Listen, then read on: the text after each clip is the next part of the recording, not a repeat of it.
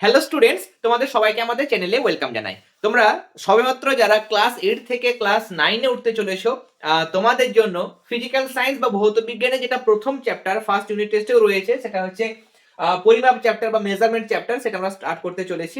Already তোমাদের বুক লিস্টের video, তোমরা বিভিন্ন সাবজেক্টের কোন কোন বইগুলো টেক্সট বুকগুলো রাখবে বা কোন কোন রেফারেন্স বইগুলো রাখবে, ভালো ভালো রেফারেন্স বই কোনগুলো, সেগুলো আমরা বুক লিস্টের ভিডিওতে আলোচনা করেছি। যারা ক্লাস 9 এর বুক লিস্টের ভিডিও দেখোনি অবশ্যই দেখে নিও। চলো আমরা এই চ্যাপ্টারটা স্টার্ট করি। ফিজিক্যাল সায়েন্স এমনিতে অনেকের ক্ষেত্রে একটু কঠিন মনে হয়, কঠিন একটা সাবজেক্ট মনে হয়, কিন্তু আমি এখানে প্রত্যেকটা কনসেপ্ট খুব সহজ করে বোঝাবো এবং টেক্সট বইয়ের মধ্যে আমাদের যে বিষয়গুলো আছে সেগুলো আমি বেশি করে ফোকাস করব, যাতে করে যে টেক্সট বুকের কনসেপ্টগুলো ক্লিয়ার থাকলে যেহেতু সমস্ত প্রশ্ন আমরা কমন পেয়ে যাই এবং সমস্ত প্রশ্নের আনসার আমরা করতে পারি, তাহলে টেক্সট বুকের আমরা যা যা পড়ি সেই জিনিসগুলো আমি সহজ করে ভেঙে ভেঙে বোঝাবো, যাতে করে সবার ক্ষেত্রে সুবিধে হয় এবং সহজেই যাতে তোমরা বুঝতে পারো। দেখো, প্রথম হচ্ছে পরিমাপ। আমরা পরিমাপ চ্যাপ্টারে, পরিমাপ মানে কোনো কিছু মেজারমেন্ট করা। মেজারমেন্ট করা মানে কোনো জিনিস সম্পর্কে, ধরো আমরা একটা এই বোর্ড হতে পারে, এই বোর্ডের আমরা কতটা ক্ষেত্রফল সেটা আমরা মাপি, তাই না? পরিমাপ করা মানে কোনো কিছু মাপা, যে দৈর্ঘ্য কতটা, প্রস্থ কতটা, বা এর ক্ষেত্রফল কতটা, বা আমি একটা মার্কার নিয়েছি, সেই মার্কারের দৈর্ঘ্য কতটা, কেমন, বা এর পৃষ্ঠতলের ক্ষেত্রফল কিরকম, কতটা হবে। তাহলে পরিমাপ করা মানে কোনো একটা নির্দিষ্ট জিনিস, আমি কোনো একটা রাশি আমি পরিমাপ করছি। এবার এখানে প্রশ্ন হচ্ছে যে আমরা একটা টার্ম ব্যবহার করলাম, সেটা হচ্ছে রাশি। কেমন? রাশি, এখানে মনে রাখো যে আমাদের একটা টার্ম পড়তে হয় বইয়ের মধ্যে, সেটা হচ্ছে ভৌত বা প্রাকৃতিক রাশি। কেমন? প্রাকৃতিক রাশি। আমি সব টার্মগুলো তোমাদের এক্সপ্লেন করে দেবো। ভৌত বা প্রাকৃতিক রাশি মানে হচ্ছে প্রাকৃতিক যা কিছু বিষয়, মানে যে কোনো বিষয় যেগুলো মাপা যায়, সেগুলো হচ্ছে ভৌত বা প্রাকৃতিক রাশি। মানে কি? মানে ধরো আমি একটা ক্লাস প্রোভাইড করছি। সাপোজ আমি একটা ক্লাস হয়তো সন্ধ্যায় 7টার সময় স্টার্ট করলাম, ক্লাস মানে করতে শুরু করলাম, এবং 7টা বেজে 20 মিনিটে আমার ক্লাসটা শেষ হলো। তাহলে 7টায় শুরু করে 7টা 20তে আমি ক্লাসটা কমপ্লিট করলাম। যদি প্রশ্ন করা হয় কতক্ষণ ধরে ক্লাসটা করা হলো, তাহলে আনসার হবে 20 মিনিট। তাহলে ক্লাসটা কতক্ষণ ধরে চললো সেই সময়টা আমরা পরিমাপ করতে পারি। তাহলে সময়টা হচ্ছে একটা ভৌত বা প্রাকৃতিক রাশি, যেহেতু সময় পরিমাপ করা যায়। এই মার্কারটা কতটা লম্বা, এর দৈর্ঘ্য কত সেন্টিমিটার, সেটা কিন্তু আমরা মাপতে পারি। তাহলে দৈর্ঘ্য এটা কিন্তু একটা কি ভৌত বা প্রাকৃতিক রাশি, যা কিছু মাপা যায়। ধরো বাজারে গেলে, বাজারে গিয়ে তুমি হয়তো কোনো একটা সবজি কিনলে বা আলু কিনলে হয়তো সাপোজ, তাহলে আলুটা কত কিলো কিনলে, তাহলে আলুটা মাপা যায় তো, তাই না?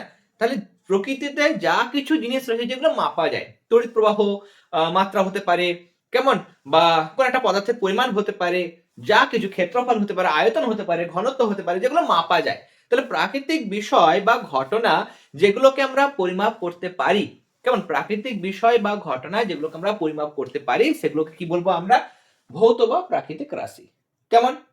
এবার প্রাকৃতিক বা ভৌত রাশির ক্ষেত্রে আমরা দেখব যে, ধরো আমি যদি বলি যে এই মার্কারটা কতটা লম্বা, কেমন, কতটা লম্বা, বা কোন একটা জিনিস, কোন একটা বস্তু আমি হয়তো বললাম কতটা লম্বা, সেটা মেজার করে আমি হয়তো দেখলাম সেটা হচ্ছে 10 সেন্টিমিটার। অন্য একটা বস্তু দিয়েছি, সেটা হচ্ছে, বস্তুটা হচ্ছে 15 সেন্টিমিটার। কেমন? 10 সেন্টিমিটার একটা বস্তু, আর একটা বস্তু দিয়েছি 15 সেন্টিমিটার।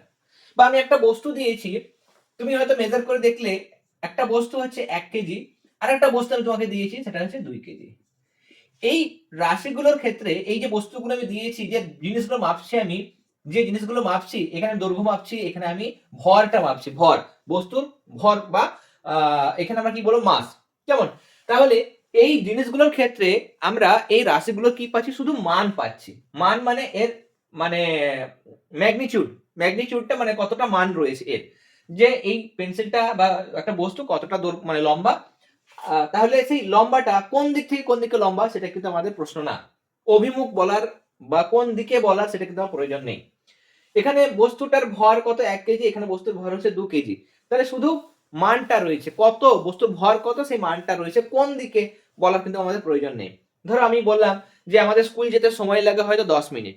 তাহলে 10 মিনিট কোন দিকে, 10 মিনিট কোন দিকে, যখন আলাদা প্রশ্ন তখন আলাদা, কিন্তু সময়টা কোন দিকে সেরকম আমরা প্রশ্ন করি না। এই জিনিসগুলোর কি আছে? শুধু মান আছে, কিন্তু কোনো অভিমুখ নেই। তাহলে কিছু কিছু রাশি, এই রাশিগুলোকে আমরা কিসে ভাগ করব? এই রাশিগুলোকে ভাগ করব আমরা দুটো ভাগে ভাগ করব। একটা হচ্ছে কিছু কিছু মান রয়েছে, কেমন, আমরা এই যে জিনিসগুলো দেখলাম সেগুলো শুধু মান আছে কিন্তু কোনো অভিমুখ নেই, এগুলোকে আমরা বলবো স্কেলার রাশি। এর কি আছে? এর শুধুমাত্র মান আছে,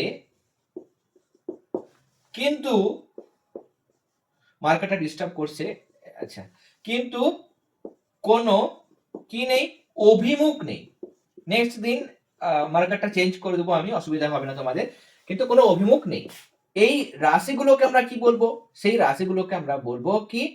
স্কেলার রাশি। তাহলে স্কেলার রাশি মানে যে সমস্ত রাশিগুলির শুধুমাত্র মান আছে কিন্তু কোনো অভিমুখ নেই, সেগুলোকে বলবো স্কেলার রাশি।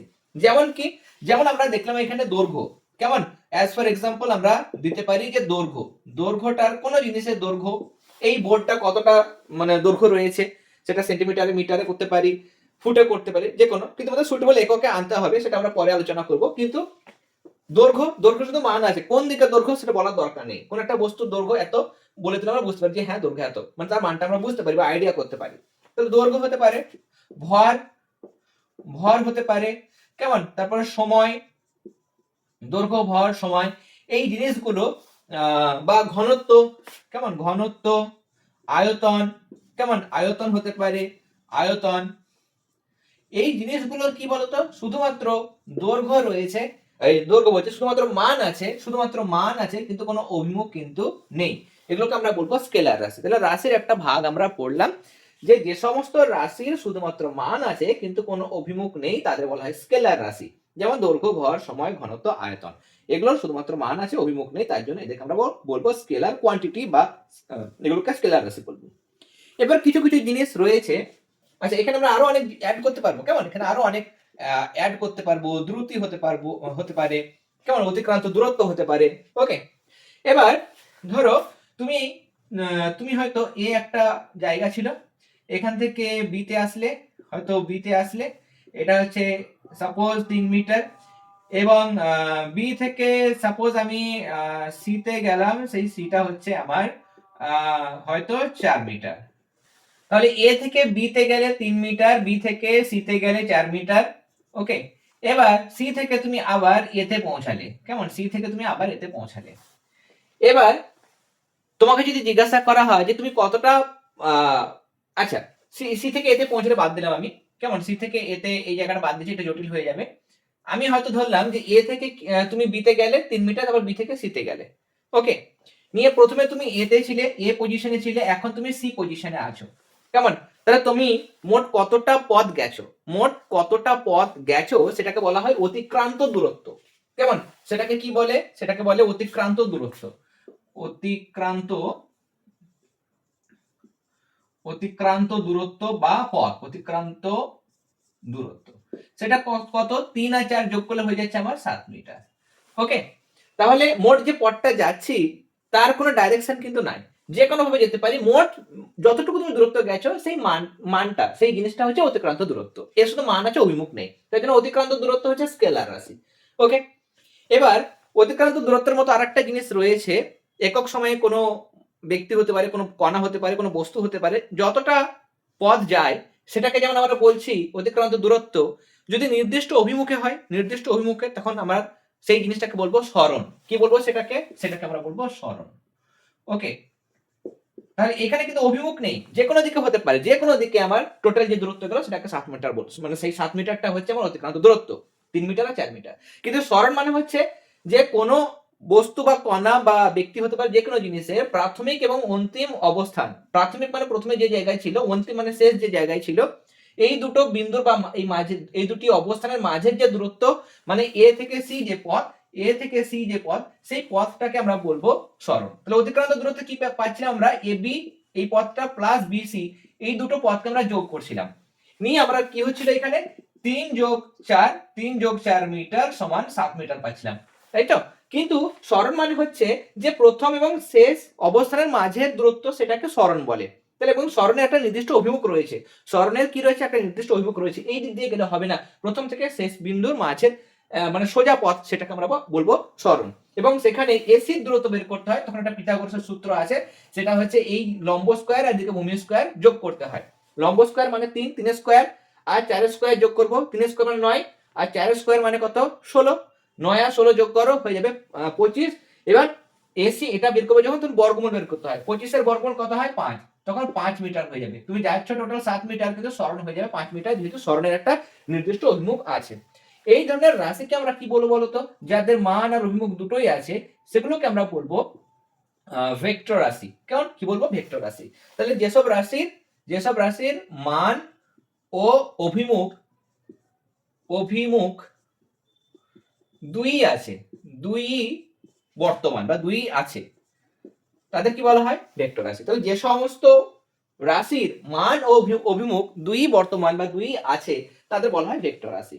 কোনগুলো, ভেক্টর রাশির ক্ষেত্রে আমরা একটা পেলাম সরণ, তাহলে সরণ হবে এখানে, সরণ হবে অ্যাজ ফর এক্সাম্পল আমরা কি বলতে পারবো, সরণ বলতে পারবো। বেগটাকেও কিন্তু আমরা বলতে পারবো ভেক্টর রাশি। বেগের কিন্তু একটা নির্দিষ্ট অভিমুখ রয়েছে।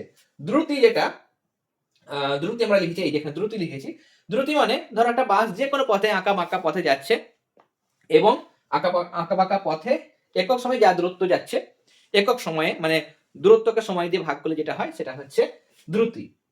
এই বেগ বের করার সময় আমরা যখন বেগ বের করি, তোমাদের দেখাচ্ছে এখানে, দ্রুতি মানে হচ্ছে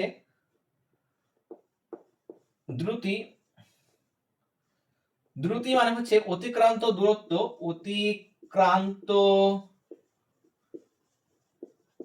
দূরত্ব বাই সময়। অতিক্রান্ত দূরত্ব স্কেলার রাশি, তাকে সময় দিয়ে ভাগ করি, সময়টাও স্কেলার রাশি, তার জন্য দ্রুতিটা হচ্ছে স্কেলার রাশি, যেহেতু উপর এবং নিচ দুটোই স্কেলার রাশি। এবং যখন আমরা বলবো বেগ মানে হচ্ছে সরণের হারকে বেগ বলে, সরণের হার, এগুলো বল ও গতি চ্যাপ্টারে আরো ডিটেলসে বোঝাবো তোমাদের, অসুবিধা নেই। এখন যেহেতু পরিমাপ চ্যাপ্টার অত ডিটেলস আমি যাচ্ছি না। বেগ মানে হচ্ছে সরণ বাই সময়, একক সময়ে কোনো বস্তু কণা নির্দিষ্ট অভিমুখে যে দূরত্ব যায় তাকে বলা হয় বেগ। তাহলে বেগ বলার সময়, সংজ্ঞা বলার সময় আমি নির্দিষ্ট অভিমুখ বলছি, একক সময় কোনো বস্তু কণা নির্দিষ্ট অভিমুখে যে দূরত্ব যায় তাকে বেগ বলে। বা আমি বলতে পারি সরণের হারকে বেগ বলে। তো সরণের হার বলার সময় তো নির্দিষ্ট অভিমুখ বলছি না, কিন্তু সরণ মানেই তো নির্দিষ্ট অভিমুখ, নির্দিষ্ট অভিমুখে কোনো বস্তু কণা যে একক সময় যে দূরত্ব অতিক্রম করে তাকে বলা হয় সরণ। তো সরণ মানেই তো অভিমুখ আছে, তাহলে ওপরটা তো অভিমুখ আছে, তাই মানে ভেক্টর রাশিকে স্কেলার রাশি ভাগ করছি যদিও, তো ভেক্টর রাশি আছে মানে বেগটাও কিন্তু ভেক্টর রাশি, কিন্তু বেগের একটা কি রয়েছে, অভিমুখ রয়েছে। এছাড়া ভর আর বেগের গুণফল, সেটা হচ্ছে ভরবেগ। এই ধরনের যে রাশি, সেই রাশিগুলোকে আমরা কিন্তু বলবো ভেক্টর রাশি। কেমন, আমরা এখানে পেয়ে গেলাম কি কি, এখানে আমরা পাচ্ছি সরণ বেগ, ভরবেগ, কেমন, ত্বরণ পেয়ে যাবো আমরা, ত্বরণ, কোন বস্তুর বেগ বৃদ্ধির হারকে ত্বরণ বলে, তোমরা ক্লাস 7এও পড়ে এসেছো। ত্বরণ মানে হচ্ছে বেগ বৃদ্ধির হার বাই সময়, বেগের পরিবর্তন বাই সময়। তাহলে বেগের পরিবর্তন, বেগটা ভেক্টর রাশি, তাই না? ত্বরণ মানে কি, ত্বরণ মানে হচ্ছে এটাকে যদি আমরা লিখি তাহলে বেগের পরিবর্তন বা বেগ বৃদ্ধির হার, বেগের পরিবর্তন বাই সময়। এবার বেগ তো হচ্ছে ভেক্টর রাশি, তাই জন্য ত্বরণটাও কিন্তু হয়ে যাবে ভেক্টর রাশি। এবার এখান থেকে আমাদের একটা প্রশ্ন আছে, পার্থক্যমূলক একটা প্রশ্ন আছে, সেটা হচ্ছে যে স্কেলার রাশি এবং ভেক্টর রাশির মধ্যে পার্থক্য লেখো। তখন তোমরা সংজ্ঞা দেবে, যে সমস্ত রাশি শুধুমাত্র মান আছে কিন্তু কোনো অভিমুখ নেই তাদের বলা হয় স্কেলার রাশি। আর এদিকে লিখবে যে সমস্ত রাশির মান ও অভিমুখ উভয়ই আছে তাদের বলা হয় ভেক্টর রাশি।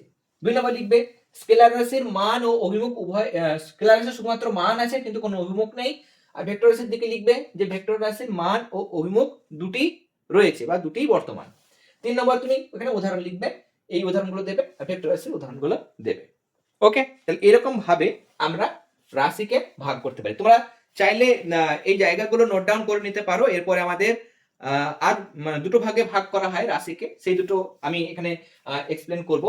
আমি উপরের, আচ্ছা এই জায়গাগুলো পুরোটাই মুছে দিচ্ছি, তারপর আমাদের সেই জায়গাগুলো করতে সুবিধা হবে। কেমন, তাহলে আমরা রাশিকে দুটো প্রথম ভাগে ভাগ করলাম, স্কেলার এবং ভেক্টর, আমরা আর কিছু ভাগ দেখব। কেমন, দেখো রাশিকে আমরা এই আবার দুটো ভাগে ভাগ করব। এক হচ্ছে মৌলিক বা প্রাথমিক রাশি লিখলাম, মূল রাশি লেখা যায়, এটা লিখছি আমি মৌলিক বা প্রাথমিক রাশি। কেমন? মৌলিক বা প্রাথমিক রাশি। আর একটা হচ্ছে লব্ধ রাশি। কেমন? আর একটা ভাগ হচ্ছে লব্ধ রাশি। এগুলো কি? আসলে কিছু কিছু রাশি রয়েছে মৌলিক রাশি, আমরা একক থেকে সব আলোচনা করব। প্রথমত আমি বলি যে কিছু কিছু রাশি আছে যেগুলো গঠন করার জন্য অন্য কোনো রাশির প্রয়োজন হয় না, তারা নিজেরাই স্বাধীন রাশি। ওকে, কিছু কিছু রাশি আছে যেগুলোকে গঠন করার জন্য অন্য কোনো রাশির সাহায্য প্রয়োজন হয় না, এবং এই রাশিগুলোকে দিয়ে অন্য অনেক ভৌত বা প্রাকৃতিক রাশি গঠন করা যায়। তাদের আমরা বলবো মৌলিক বা প্রাথমিক রাশি। কোনগুলো সেগুলো? যেমন আমরা লিখব, অ্যাজ ফর এক্সাম্পল আমরা লিখব, সেটা হচ্ছে দৈর্ঘ্য। সিজিএস এ তিনটেই রয়েছে, দৈর্ঘ্য রয়েছে, ভর রয়েছে এবং সময়। দৈর্ঘ্য, ভর এবং সময় এই তিনটে হচ্ছে মৌলিক রাশি। কেমন? এসআই পদ্ধতিতে মোট 7টা মূল রাশি বা প্রাথমিক রাশি বা মৌলিক রাশি আছে। দৈর্ঘ্য, ভর, সময়, তাপমাত্রা রয়েছে, তড়িৎ প্রবাহ মাত্রা রয়েছে, তারপরে তোমার দীপন প্রাবল্য রয়েছে, পদার্থের পরিমাণ রয়েছে। এরকম ভাবে 7টা মূল বা প্রাথমিক রাশি রয়েছে। এই রাশিগুলো গঠন করার জন্য অন্য কোনো রাশির উপর নির্ভরশীল হতে হয় না, এবং এই রাশিগুলোকে দিয়ে অন্যান্য বিভিন্ন ভৌত বা প্রাকৃতিক রাশি বা এক কথায় বলতে গেলে বিভিন্ন লব্ধ রাশি গঠন করা যায়। ওকে, তাহলে সেই সমস্ত রাশিগুলোকে বলবো আমরা মৌলিক বা প্রাথমিক রাশি। তাহলে যে সমস্ত রাশিগুলি অন্য কোনো রাশির ওপর নির্ভর করে না, বা যে সমস্ত রাশিগুলো গঠন করার জন্য অন্য কোনো রাশির প্রয়োজন হয় না, এবং যে সমস্ত রাশিগুলির সাহায্যে অন্য বিভিন্ন ভৌত বা প্রাকৃতিক রাশিগুলোকে গঠন করা যায়, তাদের বলবো আমরা মৌলিক বা প্রাথমিক রাশি। যেমন দৈর্ঘ্য, ভর, সময়, এই রাশিগুলো তৈরি করার জন্য অন্য কোনো রাশি আমাদের প্রয়োজন হয় না। লব্ধ রাশি কোনগুলো? যে মানে মৌলিক বা প্রাথমিক রাশি দিয়ে তৈরি যে সমস্ত রাশি সেগুলোকে বলবো লব্ধ রাশি। নানা রকম সংজ্ঞা দিতে পারো। এক বা একাধিক মৌলিক বা প্রাথমিক রাশির সাহায্যে যে রাশি গঠিত হয় তাকে লব্ধ রাশি বলে। ঠিক আছে? বা যে সমস্ত রাশি গঠন করার জন্য এক বা একাধিক মৌলিক বা প্রাথমিক রাশির সাহায্য নিতে হয়, সেই সমস্ত রাশিগুলোকে বলবো আমরা লব্ধ রাশি। তাহলে লব্ধ রাশি কোনগুলো হবে? লব্ধ রাশি আমি হয়তো লিখলাম বেগ। বেগটা লব্ধ রাশি কেন লব্ধ রাশি? বেগ মানে আমি কি বললাম? বেগ মানে হচ্ছে স্মরণের হারকে বেগ বলে। তাহলে বেগ মানে হচ্ছে, শুধু বেগ হবে এক্সাম্পল, আমি এখানে ব্র্যাকেটে বেগ মানে কি স্মরণ বাই সময়। এবার যদি প্রশ্ন করো যে স্যার স্মরণ আবার কোথা থেকে আসলো, স্মরণ বাই সময়, যদি আপনি বলেছেন হ্যাঁ বেগ মানে স্মরণ বাই সময়, কিন্তু স্মরণ কি প্রাথমিক রাশি? হ্যাঁ। স্মরণ মানে কি? একক সময়ে কোনো বস্তু কোনো নির্দিষ্ট দিকে একটা নির্দিষ্ট অভিমুখে যে পথ যায় সেটাকে বলবো স্মরণ। তো স্মরণ মানে যে পথটা যাচ্ছে সেটা মানে একটা দৈর্ঘ্য।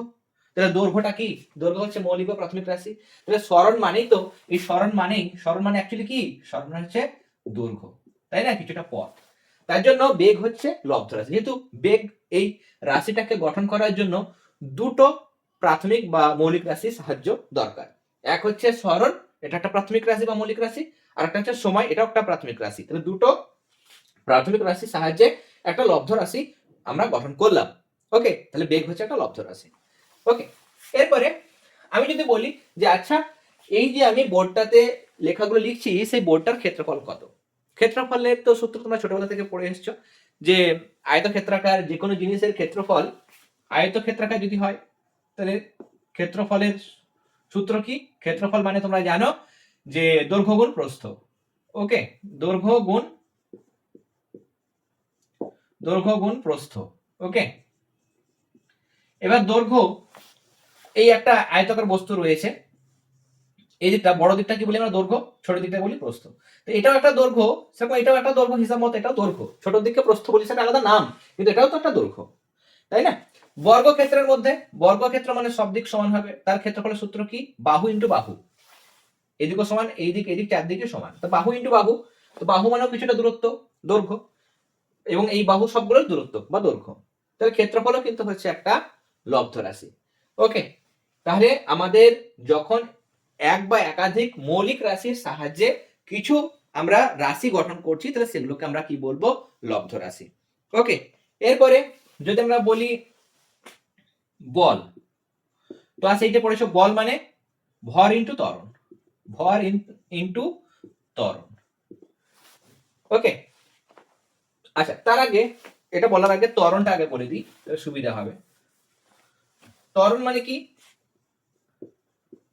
ত্বরণ হচ্ছে একটা লব্ধ রাশি। ত্বরণ মানে কি? বেগের পরিবর্তন বা বেগের বৃদ্ধি বলতে পারি। বেগের পরিবর্তন, বেগের পরিবর্তন বাই সময়। বেগ পরিবর্তনের হারকে ত্বরণ বলে। তাহলে বেগের পরিবর্তন, বেগ, বেগ মানে আবার সরণ বাই সময়। বেগ মানে উপরের বেগটা মানে কি? উপরের বেগ, বেগের পরিবর্তন মানে তো বেগ।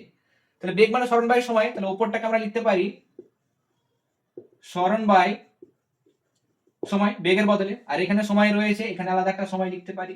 নিয়ে এটা আমার হয়ে যায় সরণ, আর নিচে হয়ে যাবে দুটো সময়, মানে সময়ের কি হবে? সময়ের স্কয়ার।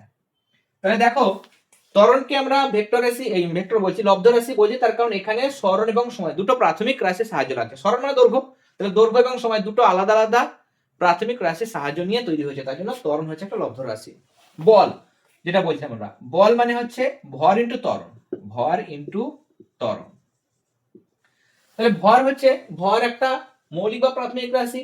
আবার ত্বরণ আমরা দেখতে পাচ্ছি, ত্বরণ মানে হচ্ছে সরণ বাই সময়। তাহলে এখানেও অনেকগুলো আমাদের কিন্তু মৌলিক রাশির সাহায্য লাগছে। সরণ মানে দৈর্ঘ্য, দৈর্ঘ্য লাগছে, সময় লাগছে, প্লাস এখানে ভর লাগছে।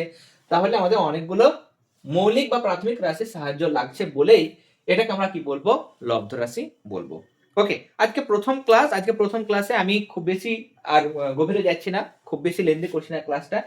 এতটা আমি আলোচনা করলাম। আমি যেভাবে ক্লাস দিচ্ছি তোমরা একটু কমেন্টে জানাবে যে এরকম ভাবে ক্লাস চাইছো কিনা। শুধুমাত্র যদি নোটস দিই বা নোটসের মতো দিই, বা নোটস সবগুলো দেওয়া সম্ভব নয়, যেহেতু আমাদের পেড গ্রুপ রয়েছে, পেড গ্রুপে আমরা নোটসগুলো পাঠাই। সব নোটস আমরা ইউটিউবের মধ্যে কিন্তু দিই না, ইউটিউবের মধ্যে পুরো আপলোড করে দিই না। ওকে, যাই হোক, সেকেন্ড যেটা কথা সেটা হচ্ছে টেক্সট বুক থেকে যদি আমি টেক্সট বুকের পাতা উল্টে উল্টে বোঝাই, তাহলে সেই বইটা সবার কাছে নাও থাকতে পারে। আর টেক্সট বুক থেকে বোঝালে সেখানে এই যে ছবিগুলো করে দিচ্ছি বা ভাগগুলো করে তোমাদের বোঝাচ্ছি, সেগুলো কিন্তু অত সহজে বোঝানো যাবে না টেক্সট বুক যদি আমি খুলে তোমাদের ক্লাসগুলো দিই। ওকে, আমার মনে হয় বোর্ডে যেভাবে আমি ক্লাসটা দিচ্ছি এরকম ভাবে তোমাদের দিলে বেশি সুবিধা হবে। ক্লাসটা একদম মনোযোগ সহকারে তোমরা দেখতে পারবে, বুঝতে পারবে। এরপর যখন তোমরা টেক্সট বুক পড়বে, টেক্সট বুক পড়ার পর দেখবে পুরো কনসেপ্ট ক্লিয়ার হয়ে যাবে। ওকে, এবং কোশ্চেন আনসার যদি তোমাদের প্রয়োজন হয়, একটা চ্যাপ্টার শেষ হয়ে যাবে, শেষ হয়ে যাওয়ার পর পরিমাপ চ্যাপ্টারটা পুরো কমপ্লিট হয়ে গেল, মানে কমপ্লিট হয়ে যাওয়ার পর তোমাদের সেই চ্যাপ্টার থেকে যে যে প্রশ্নগুলো হয় সেগুলো না হলে একটা লাস্ট ক্লাস আলোচনা করে দেবো, তাহলে কিন্তু বা কোশ্চেন আনসার তোমাদের দিয়ে দেবো, তাহলে তোমাদের পুরো কোশ্চেন আনসারও কিন্তু রেডি হয়ে যাবে। ওকে, যাই হোক, এই ছিল আমাদের প্রথম ক্লাস। আমাদের পেড গ্রুপ কিন্তু স্টার্ট হয়ে গেছে। তোমাদের ক্লাস 9-এর ফিজিক্যাল সায়েন্স, লাইফ সায়েন্সের নোটসগুলো আমি পাঠাই, এবং ম্যাম জিওগ্রাফি এবং হিস্ট্রি। ওকে, তাহলে ম্যাম ইতিহাস ভূগোল এবং আমি জীবন বিজ্ঞান ভৌত বিজ্ঞানের নোটসগুলো আমাদের যেটা হোয়াটসঅ্যাপ গ্রুপ রয়েছে সেই হোয়াটসঅ্যাপ গ্রুপে পাঠাই। মাসে মাসে একদমই মিনিমাম ফি রেখেছি, সারা বছর ফি একসঙ্গে আমরা নিই না, সেটা দিতে পারে, সেটা দিলে কিন্তু আমাদের ডিসকাউন্টও রয়েছে অনেক। এবং সেটা যেটা করতে পারবে না তাদের জন্য মাসে মাসে ফি রয়েছে। এই ফি পেমেন্ট করার পর তোমরা যে মাসে শুরু করতে চাইছো, জানুয়ারি মাসে 2 তারিখ থেকে স্টার্ট হয়ে গেছে, তোমরা ফি দেওয়ার পরে সেই গ্রুপে তোমরা অ্যাড হয়ে যাবে, তোমাদের অ্যাড করে দেবো, এবং সেখানে নোটস পত্র পাবে 4টে বিষয়ের, এবং ক্লাসগুলো আমি দিচ্ছি। জিওগ্রাফি বা হিস্ট্রির কোনো প্রবলেম হলে ম্যাম সেই গ্রুপের মধ্যে বুঝিয়ে দেবেন, এবং প্রত্যেকটা টার্মের সাজেশন পাবে। ওকে, ইচ্ছুক থাকলে হোয়াটসঅ্যাপ নাম্বার দেওয়া থাকলে সেখানে তোমরা যোগাযোগ করতে পারো। ওকে, তাহলে আমরা ফিজিক্যাল সায়েন্সের আজকে এই জিনিসটা আলোচনা করলাম। যারা বুক লিস্টের ভিডিও দেখনি অবশ্যই বুক লিস্টের ভিডিওটা দেখে নিও। রিভিউ তোমরা যেগুলো চেয়েছিলে অলরেডি আমি অনেকগুলো প্রোভাইড করেছি, এবং যেহেতু আমরা প্রত্যেকটা পাবলিশার্স থেকে হয়তো দুটো করে বই পাই, আমি হয়তো দুটো বই পেলাম, ম্যাম হয়তো দুটো বই পেলো, সমস্ত ক্লাস মিলে একদম হয়তো 6 থেকে শুরু করে 6, 7, 8, 9, 10 এই এতগুলো ক্লাসের হয়তো টোটাল দুটো আমাকে হয়তো বই দিল, বা ম্যামকে দুটো বই দিল, টোটাল 4টে 5টা করে বই হয়তো আমি পাই। ওকে, তাই জন্য সব বই তো পাচ্ছি না, বেশিরভাগ বই আমাদের কিনতেও হয়। তাই জন্য যতগুলো সম্ভব আমি রিভিউ ভিডিও দিয়েছি, বাকিগুলো রিভিউ ভিডিও দেওয়া হয়নি।